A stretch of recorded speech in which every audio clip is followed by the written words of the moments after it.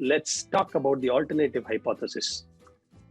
Here is some data that shows how quickly people taking the drug C and D recovered from the virus.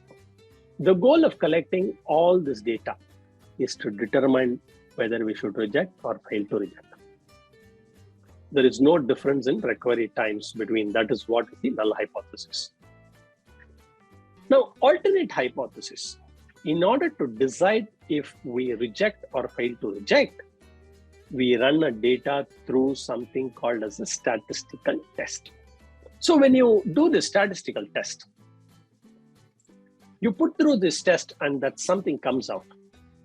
And after something comes out, a decision about whether or not to reject or fail to reject the null hypothesis can happen. And the output of the statistical decision is reject or fail to reject the null hypothesis. A statistical test needs three simple things.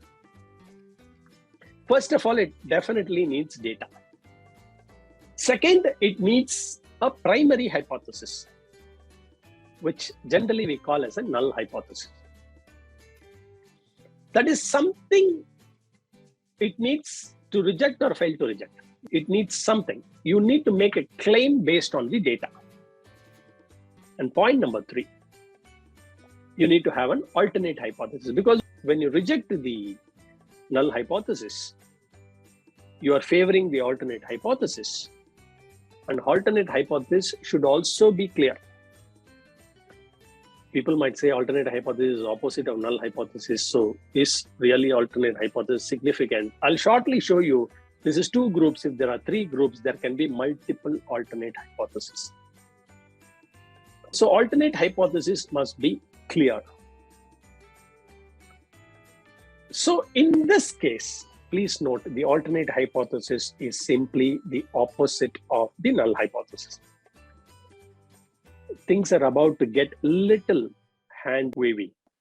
The idea is to give you a general sense of why the alternate hypothesis is important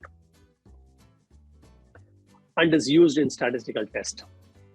Not to give you all the details of how to use this test to work, how these tests work, but to give you an idea, a general sense of why alternate hypothesis is important.